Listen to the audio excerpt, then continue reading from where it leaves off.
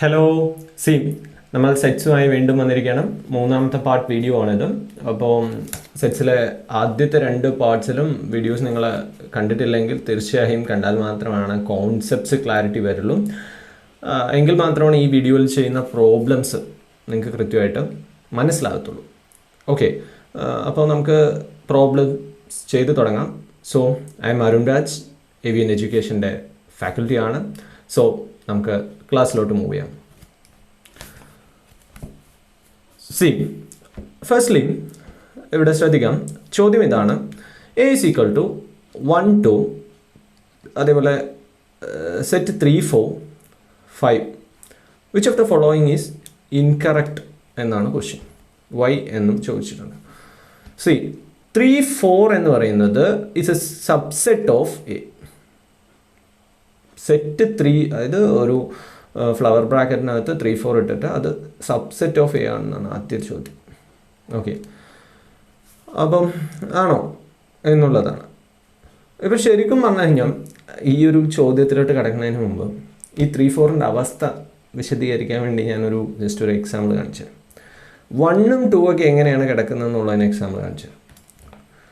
C, ഇത് 1, ഇത് 2. പക്ഷേ അതേപോലെ തന്നെ വേറൊരു ടേമാണ് 5. ബട്ട് 3 4 എന്ന് പറയുന്നത് ഇതുപോലെയാണ്. It's connect. 3 4 is set and it be N flower bracket. അതൊരു ഫ്ലവർ ബ്രാക്കറ്റിനകത്താണ്.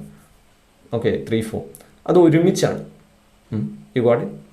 ഓക്കെ, അപ്പോൾ 3 4 എന്ന് പറയുന്നത് ഒരു എലമെൻ്റാണ്. ശരിക്കും ഇപ്പോൾ ലോക്ക്ഡൗൺ ഒക്കെ ആയതുകൊണ്ടാണ്, അല്ലെങ്കിൽ നമുക്ക് കുറച്ചും കൂടി ഒരു ബെറ്റർ എക്സാമ്പിൾ പറയാം. ഒരു ഇരട്ടപ്പഴം, that's a best example of 3 4 വേണമെങ്കിൽ പറയാം. But 3 4 is just like this. Okay, so ഇതൊരു എലമെൻ്റാണ്. ലൈക്ക് 1നെയും 2നെയും പോലെ തന്നെ 3 4 എന്ന് പറയുന്നത് ഒരു എലമെൻ്റാണ്. It's not A subset. Okay, അതിന് വീണ്ടും ഒരു ബ്രാക്കറ്റിനകത്തോട്ട് ഇട്ടിട്ട് എഴുതുകയാണെങ്കിൽ ലൈക്ക് ദാറ്റ്. ഇതാ ഈ മൂന്നാമത്തെ ടേമിൽ ഓക്കെയാണ്. മൂന്നാമത്തെ ക്വസ്റ്റ്യനകത്ത് പറയുന്നുണ്ട് സെറ്റ് ഓഫ് സെറ്റ് 3, അതായത് 3 4 എന്ന് പറയുന്നത് സെറ്റായിട്ട് എഴുതിയിരിക്കുന്നത്. അതിന് വീണ്ടും സെറ്റ് ആക്കുമ്പോഴാണ് ഇറ്റ്സ് ബിക്കം സബ്സെറ്റ് ആവുന്നത്. 3 4 is an element. That's correct. This is wrong and this is correct. Clear? അപ്പോൾ ഇനി 1 is an element. That's right. 1 is an element. Then 1 is a subset. No, 1 is not a subset. And about set 1 to 5 is subset of A. That's right. But set 1 to 5 is an element of A. Element. Set 1 to 5. It's not an element. ഇവിടെ flower ബ്രാക്കറ്റിന് ഇടാമല്ല, set ഇടാതെ 1 to 5 എന്ന് എഴുതിയതാണെങ്കിൽ we can say it's element. അല്ലേ? ഇതെങ്ങനെ correct ആവാം? 1 2 5 is an element of A. It's okay, fine. Okay, അതാണ് നമ്മൾ നോട്ട് ചെയ്യേണ്ട ഏറ്റവും ഇമ്പോർട്ടൻ്റ് ആയിട്ടുള്ള കാര്യം. ഓക്കെ, സി നമുക്ക് വീണ്ടും നോക്കാം. 1 2 3 is a subset of A ആണോ? സി, ഞാൻ വീണ്ടും എക്സാമ്പിൾ കാണിക്കണം. അതായത് 1 2 എന്ന് പറയുന്നത്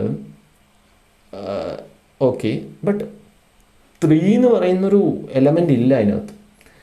3 4 എന്ന് പറയുന്നത് ഇവനേ ഉള്ളൂ.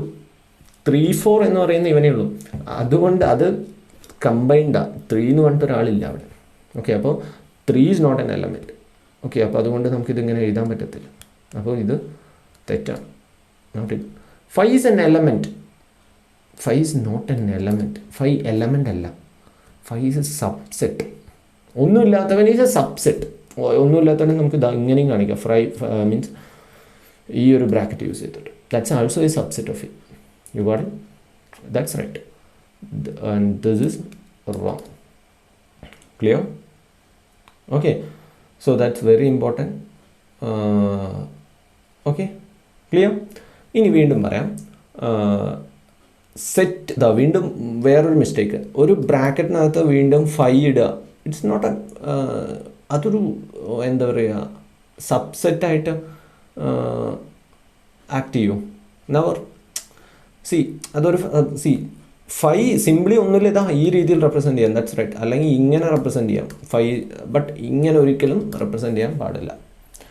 Okay, that's wrong, completely wrong.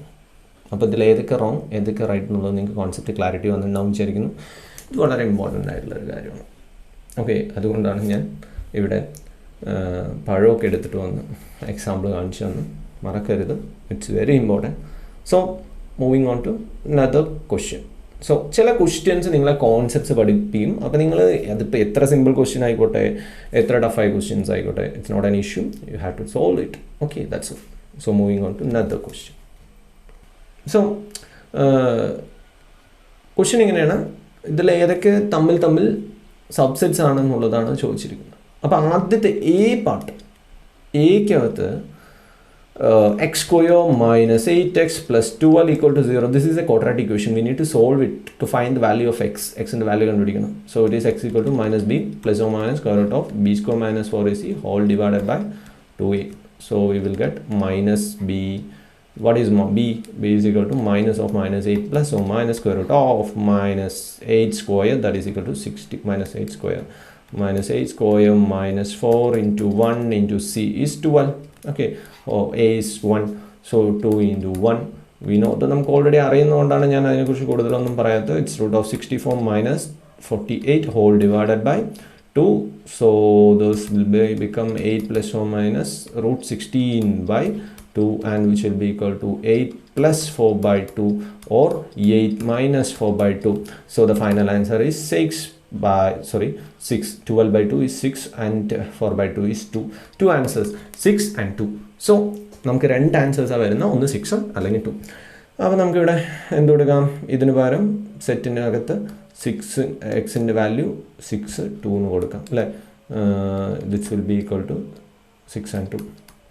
So see d is a sub, d ക്കകത്ത് ആകെ 6 മാത്രമേ ഉള്ളൂ. d is a subset of a and a is a subset of what? b. And b is a subset of c. അപ്പോൾ ഇനി പരസ്പരം അങ്ങോട്ടും ഇങ്ങോട്ടൊക്കെ subset ആയിക്കോളും അല്ലേ.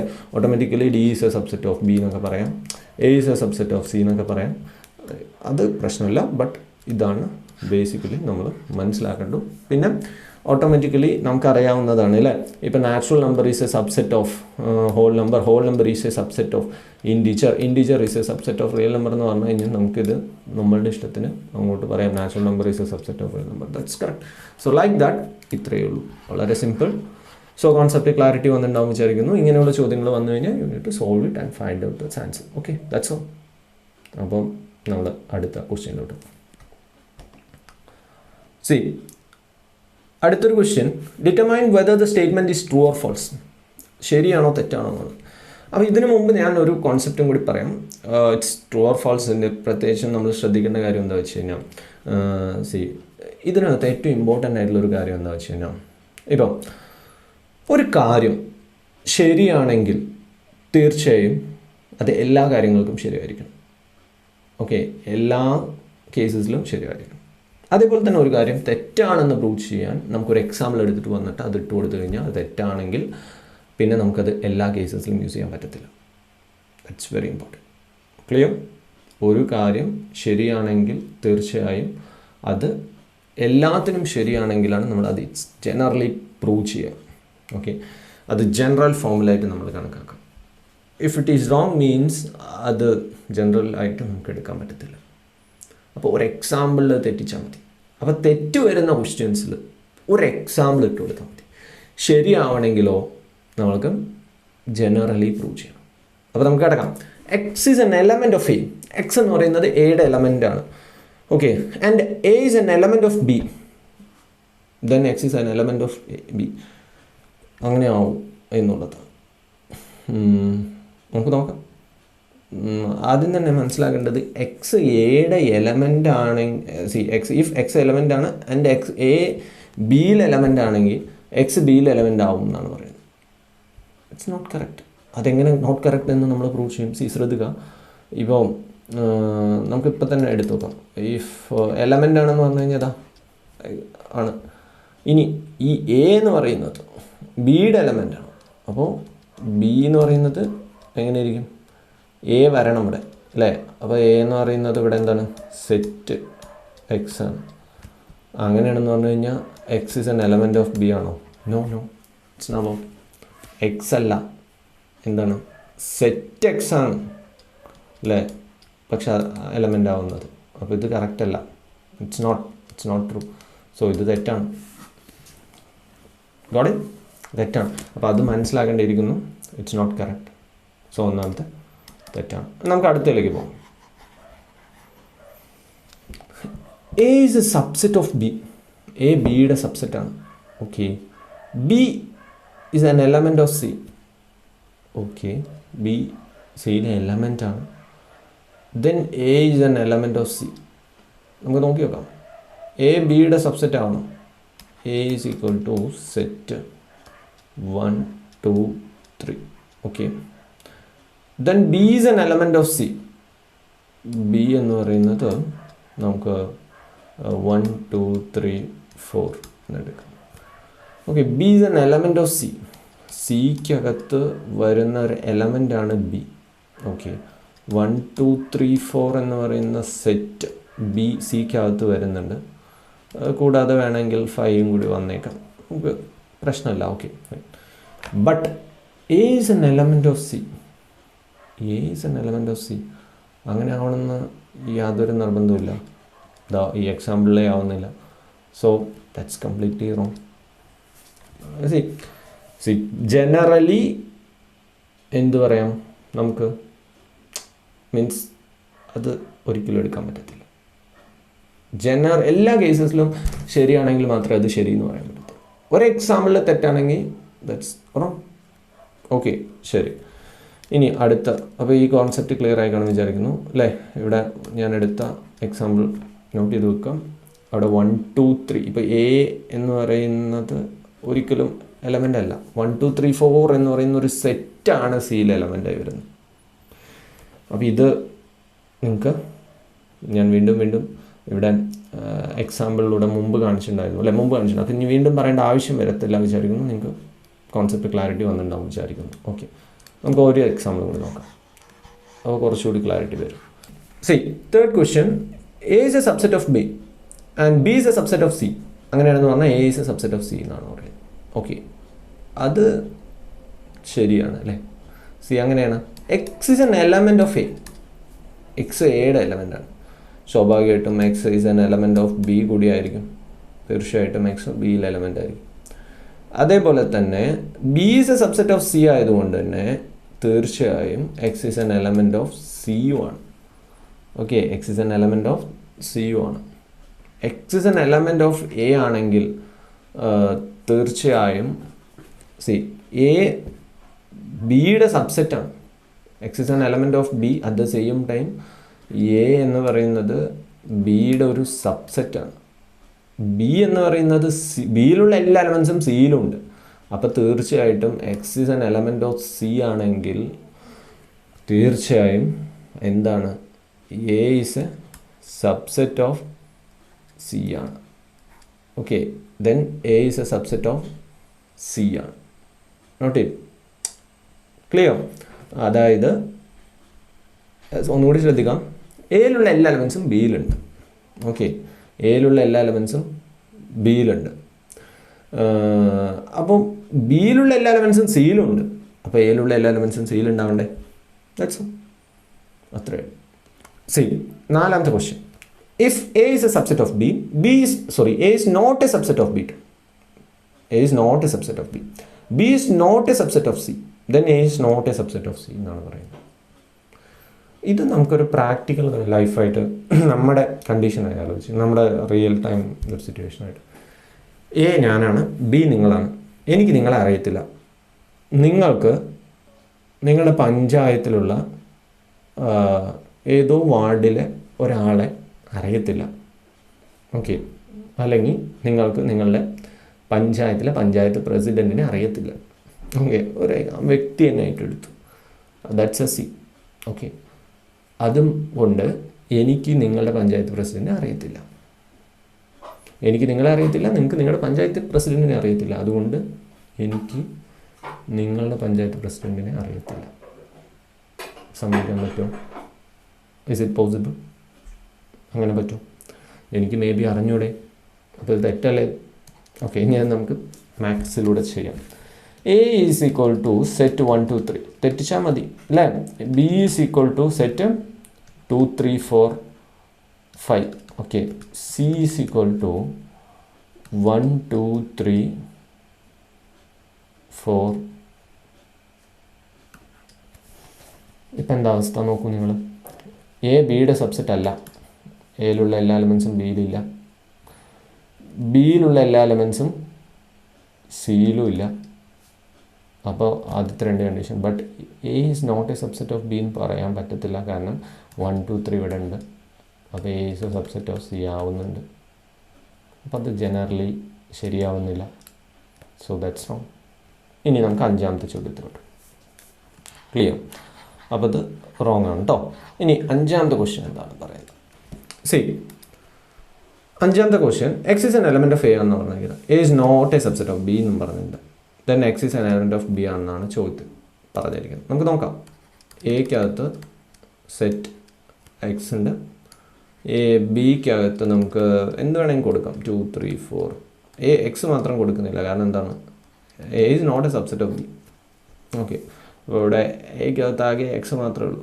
ഓക്കെ, അപ്പോൾ X is an element of B ആണോ? അല്ല, it's wrong, simply wrong. Okay, C, 6th question. A is a subset of B. Okay.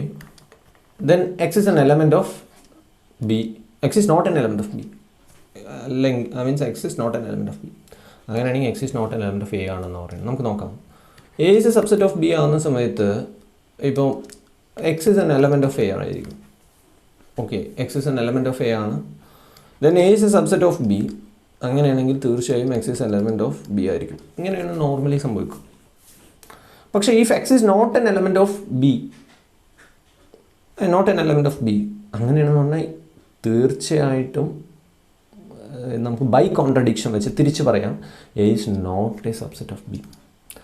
അങ്ങനെയാണെങ്കിൽ A is not a subset of B ആണെങ്കിൽ മാത്രമാണ് എന്ത് പറയാൻ പറ്റുള്ളൂ നമുക്ക്, മീൻസ് ഈ ഒരു കേസ് ശരിയാവത്തുള്ളൂ അല്ലേ? ശ്രദ്ധിക്കുക, X is an element of A ആണെങ്കിൽ തീർച്ചയായും if A is a subset of B ആണെങ്കിൽ എക്കകത്തുള്ള എല്ലാ എലമെൻസും, എ ബിയുടെ സബ്സെറ്റ് ആണെങ്കിൽ എക്കകത്തുള്ള എല്ലാ എലമെൻസും ബിക്കകത്ത് കാണും, എക്സ് ഇൻക്ലൂഡിങ് എക്സ്. ബട്ട് ഇവിടെ ശ്രദ്ധിക്കേണ്ട കാര്യം എന്താ വെച്ചാൽ, if X is not an element of B, അങ്ങനെയാണെങ്കിൽ ഈ കണ്ടീഷൻ തെറ്റും. ഓക്കെ, ഈ കണ്ടീഷൻ തെറ്റും. അങ്ങനെയാണെങ്കിൽ നമുക്ക് പറയാം okay, then X is not an element of A. Okay, തിരിച്ചു പറയാം ഇത് തെറ്റാണെങ്കിൽ ഇത് തെറ്റാണ്. അപ്പോൾ ബൈ കോൺട്രഡിക്ഷൻ തിരിച്ച് തെറ്റാണ്. അപ്പോൾ അങ്ങനെ പറയുമ്പോൾ തീർച്ചയായും ഈ ടേം ശരിയാണ്.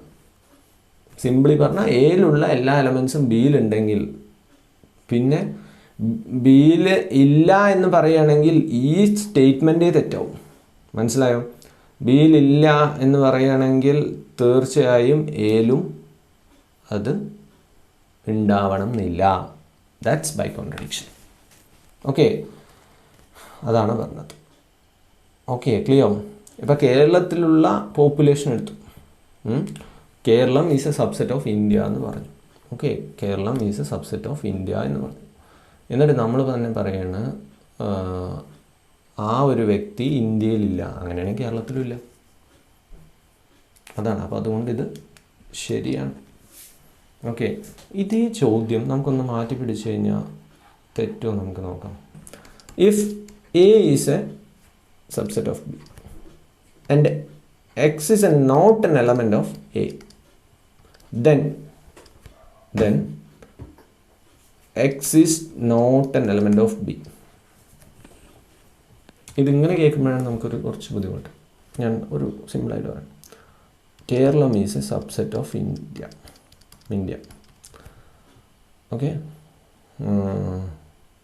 Okay, clear? ദെൻ ശ്രദ്ധിക്കുക, ഒരു ഇൻഡിവിജ്വൽ എന്ന് പറഞ്ഞു കഴിഞ്ഞാൽ ഒരു പേഴ്സൺ, ഒരു വ്യക്തി is not an element of Kerala, then that person is not an element of India എന്ന് പറയാൻ പറ്റുമോ? ചിലപ്പോൾ അയാൾ തമിഴ്നാട്ടുകാരനായിക്കൂടെ? ആ പേഴ്സൺ, കേരളം ഇന്ത്യയുടെ സബ്സെറ്റാണ്, ശരിയാണ്. ആ person not an element of Kerala, but not an element of India എന്ന് പറയാൻ പറ്റുമോ? ഒരിക്കലും പറയാൻ പറ്റില്ല. ക്ലിയർ? സോ അപ്പോൾ പ്രാക്ടിക്കലി എഴുതേറ്റ് നോട്ട്. ഞാൻ ജസ്റ്റ് ഒരു എക്സാമ്പിൾ പറഞ്ഞു തന്നേ ഉള്ളൂ. അപ്പോൾ ഇത്രയേ ഉള്ളൂ. ക്ലിയർ? So that's all. അപ്പോൾ ഇത്രയും കാര്യങ്ങൾ ജസ്റ്റ് നോട്ട് ചെയ്ത് വെക്കാം. വളരെ ഇമ്പോർട്ടൻ്റ് ആയിട്ടുള്ള കാര്യങ്ങളാണ്. If need to prove, generally we need to prove it. True ആണെങ്കിൽ പ്രൂവ് ചെയ്യണം. ഓക്കെ, ഫോൾസ് ആണെങ്കിൽ ഒരു എക്സാമ്പിൾ കൊടുത്ത് തെറ്റിച്ചാൽ മതി. ഇനി നമുക്ക് അടുത്ത ക്വസ്റ്റ്യനിലോട്ട് പോകാം. അപ്പോൾ നെക്സ്റ്റ് ക്വസ്റ്റ്യൻ നമുക്കൊന്ന് നോക്കി നോക്കാം. A B C B the set such that A union B is equal to A union C and A intersection B is equal to A intersection C എന്നാണ് പറഞ്ഞിരിക്കുന്നത്. B is equal to C ആണ് prove ചെയ്യേണ്ടത്. നമുക്ക് B equal to C എന്നുള്ള proof ആയതുകൊണ്ട് തന്നെ തീർച്ചയായിട്ടും നമുക്ക് ഒരു മീൻസ് ഒരു എലമെൻറ്റ് എടുക്കണം. എക്സ് എന്ന് പറയുന്ന ഒരു എലമെൻറ്റ് അല്ലേ. ഈ ചോദ്യത്തിൽ അത് ഏതിൽ എലമെൻ്റ് ആണ് എന്നുള്ളതാണ് അടുത്ത ക്വസ്റ്റ്യൻ. സി, ബി എന്ന് പറയുന്ന സെറ്റിനകത്തെ എലമെൻറ്റ് സിയിലുള്ള എലമെൻ്റ് ആണെന്ന് പ്രൂവ് ചെയ്ത് കഴിഞ്ഞാൽ നമ്മൾക്ക് എന്ത് പറയാൻ പറ്റും? B is a subset of C എന്ന് പറയാൻ പറ്റും. ഓക്കെ, തിരിച്ചും പ്രൂവ് ചെയ്യണം. അപ്പോൾ അതാണ് നമ്മൾ ചെയ്യാൻ പോകുന്നത്. അപ്പോൾ X is an element of B എന്ന് കൺസിഡർ ചെയ്യുകയാണെങ്കിൽ തീർച്ചയായും ഒരു കാര്യം കൂടി നമുക്കറിയാൻ പറ്റും. അതായത് X is an element of A union B അല്ലേ. ഇവിടെ പറഞ്ഞിട്ടുണ്ട്, ആ ടേം എടുത്തു കൊണ്ടുവന്നു, ഈ ടേം കൊണ്ടുവന്നു. അങ്ങനെയാണെങ്കിൽ X is an element of A union സിയും ആണ്.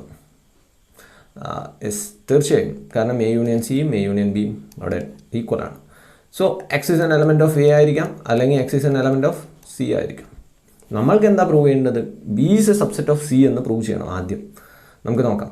C, X is an element of A ആണ് വരെ കിട്ടിയിട്ടുണ്ട്. അപ്പോൾ ഒരു കേസ് എടുക്കാം. ഒരു കേസ് എടുത്തിട്ട് ആ case X is an element of A എന്ന് പറയുന്നത് പ്രൂവ് ചെയ്യാൻ പറ്റുമോ നോക്കാം. മീൻസ് അതിൽ നിന്നും എന്ത് പ്രൂവ് ചെയ്ത് കൊണ്ടുവരണം? X is an element of എന്താണെന്ന് പ്രൂവ് ചെയ്യണം? സി ആണെന്ന് പ്രൂവ് ചെയ്യണം. Okay, C, if X is an element of A ആണെങ്കിൽ തീർച്ചയായും X is an element of എന്തായിരിക്കും? എ ഇൻ്റർസെക്ഷൻ ബി ആയിരിക്കും. എ ഇൻ്റർസെക്ഷൻ ബി എന്ന് പറയുന്നത് എ ഇൻ്റർസെക്ഷൻ സി ആണ്. So X is an element of A intersection C കൂടിയാണ് അല്ലേ. കാരണം A intersection B is equal to A intersection C ആണ്. So X is element of A intersection C ആണെന്ന് മനസ്സിലായി. അങ്ങനെയാണെങ്കിൽ തീർച്ചയായും എന്തായിരിക്കും? എയിലും സിയിലും ഉണ്ട് X. So X is an element of C.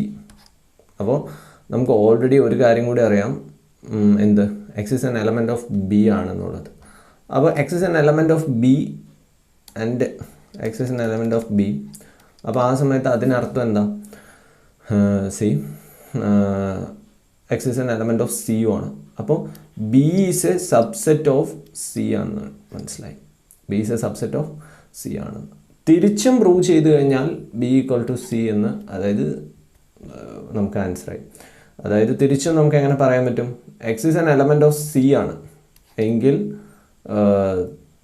തീർച്ചയായിട്ടും ഈ കേസിൽ നിന്നും നമുക്ക് എന്ത് പറയാൻ പറ്റും? Already C, X is an element of B ആണ് അല്ലേ. X is an element of B ആണ്. അപ്പോൾ നമുക്ക് തിരിച്ചെന്ത് പറയാൻ പറ്റും? ഇതേപോലെ തന്നെ പ്രൂവ് ചെയ്യാമെന്ന് പറഞ്ഞു കഴിഞ്ഞാൽ B is a subset of C എന്ന് പറഞ്ഞ പോലെ തന്നെ C is a subset of B എന്നും കൂടി പറയാം. C is a subset of B. Okay, so അതുകൊണ്ട് തന്നെ നമുക്ക് എന്ത് പറയാം? ബി ഈക്വൽ ടു സി എന്ന് പറയാം. Not it, B is equal to C എന്ന് പറയാം. That's all. അപ്പോൾ നമുക്ക് അതായിരുന്നു പ്രൂവ് ചെയ്യേണ്ടത്. അതായത് B is a subset of C and C is a subset of B.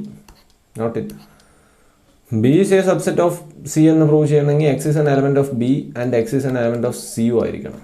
അതേപോലെ തന്നെ ഇവിടെ X is an element of C and X is an element of B എന്ന് പ്രൂവ് ചെയ്ത് കഴിഞ്ഞാൽ എന്തായി?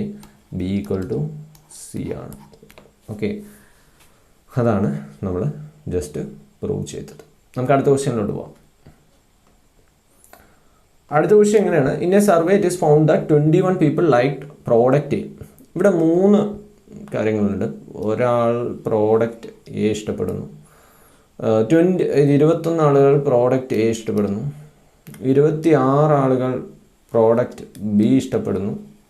ഓക്കെ, പ്രോഡക്റ്റ് ബി ഇഷ്ടപ്പെടുന്നു, 29 ആളുകൾ പ്രോഡക്റ്റ് സി ഇഷ്ടപ്പെടുന്നു. 29. 14 peoples liked product A and B. അപ്പോൾ ഈ ഒരു പോർഷൻ എത്രയെന്നാണ് പറഞ്ഞിരിക്കുന്നത്? 14. And 12 people like C and A. സിയും എയും, സി ആൻഡ് എ, ഈ ഒരു ഭാഗം 12. And 14 people likes B and C, BC. അതേതാ BC? ഈ ഒരു ഭാഗം, ഈ ഭാഗം എത്ര പേര് ഇഷ്ടപ്പെടുന്നു എന്നാണ് പറഞ്ഞത്? 40. 8 likes all 3 products. എല്ലാം ഇഷ്ടപ്പെടുന്നു. അതായത് ആ ഇൻ്റർസെക്ഷൻ ഭാഗം 8. എല്ലാം കൂടി, എല്ലാം ഇഷ്ടപ്പെടുന്നവർ 8 പേര്. നോട്ട് ഇറ്റ്, എല്ലാം ഇഷ്ടപ്പെടുന്നവർ 8 പേര്. So we need to find, നമുക്ക് എന്താ കണ്ടുപിടിക്കേണ്ടത്? How many like product C only. അതായത് ഈ ഒരു ഭാഗം മാത്രം എത്ര പേര് ഇഷ്ടപ്പെടുന്നു എന്ന് കണ്ടുപിടിക്കണം. സി ഓൺലി എന്ന് പറഞ്ഞു കഴിഞ്ഞാൽ ഈ ഒരു പോർഷൻ സി മാത്രം. ഓക്കെ, അത് എത്ര പേര് ഇഷ്ടപ്പെടുന്നുണ്ട്? അപ്പോൾ ഇത് പ്രോഡക്റ്റ് സി ഓൺലി. അപ്പോൾ നമുക്ക് എന്ത് ചെയ്താൽ മതി? അതായത് ആ പോർഷൻ കണ്ടുപിടിക്കണം. അപ്പോൾ സി മൊത്തം എത്രയുണ്ട്? സി ഇവിടെ എ എന്ന് പറയുന്നത് ശ്രദ്ധിക്കാം, A 21, B 26, C 29, A intersection B എന്ന് പറയുന്നത് 14, ബി ഇൻ്റർസെക്ഷൻ സി എന്ന് പറയുന്നത് 14, സി ഇൻ്റർസെക്ഷൻ എ എന്ന് പറയുന്നത് 12. സോ ഇതിനകത്തുനിന്ന് സി ഓൺലി, അപ്പോൾ ഈ ഒരു ഭാഗത്തുനിന്ന് ഈ ഷെയ്ഡഡ് പോർഷൻ, അതായത് ബ്ലാക്ക് ആയി ഷെയ്ഡ് ചെയ്തിട്ടുള്ള ഭാഗം ആണ് കണ്ടുപിടിക്കേണ്ടതെങ്കിൽ ബാക്കിയുള്ള ഷെയ്ഡഡ് പോർഷൻ സിയിൽ നിന്നും മൈനസ് ചെയ്ത് കളയണം. സോ എന്ത് ചെയ്യണം? സിയിൽ നിന്നും 29 എന്ന് പറയുന്ന ടേമിൽ നിന്നും എങ്ങനെ മൈനസ് ചെയ്ത് കളയാമെന്നാണ് നമ്മൾ നോക്കുന്നത്. അപ്പോൾ 3 ഇഷ്ടപ്പെടുന്നവരുണ്ട്, A intersection B intersection C, അതാണ് 8. അപ്പം തീർച്ചയായിട്ടും നടുവിലുള്ള ഭാഗം 8, അപ്പോൾ 2ലും 8 വരുന്നു. അപ്പോൾ 14 നിന്നും മീൻസ് അതായത് ബി ഇൻ്റർസെക്ഷൻ സിയിൽ നിന്നും ഇതിൽ നിന്നും 8 കുറയ്ക്കാം, അതുപോലെ തന്നെ 12 നിന്നും 8 കുറയ്ക്കാം. അപ്പോൾ നമുക്ക് എന്ത് കിട്ടും? 4ഉം 6ഉം കിട്ടും. ഈ 4ഉം 6ഉം എവിടെ കൊടുക്കേണ്ടതാണ്? ശ്രദ്ധിക്കുക, ഈ 4ഉം 6ഉം ശ്രദ്ധിക്കുക, നോട്ട് ഇവിടെ വരുന്നതാണ് 4. ഓക്കെ, ഇവിടെ 8 വരുന്നുണ്ട്. അപ്പോൾ 8ഉം 4ഉം 12. Yes, right. അപ്പോൾ നമുക്ക് എയും സിയും മാത്രം ഇഷ്ടപ്പെടുന്നവർ കിട്ടി. പിന്നെ അതേപോലെ തന്നെ ഈ 14 മൈനസ് ഈ കോമൺ ഇൻ്റർസെക്ഷൻ പാർട്ട് കുറച്ച് കഴിഞ്ഞാൽ 6 എന്ന് കിട്ടും. അതാണ് ബിയും സിയും മാത്രം. ഓക്കെ, അതിനകത്ത് എ വരുന്നില്ല, ബിയും സിയും മാത്രം. അപ്പോൾ നമുക്ക് ഈ ടേംസ് ഒക്കെ കിട്ടി.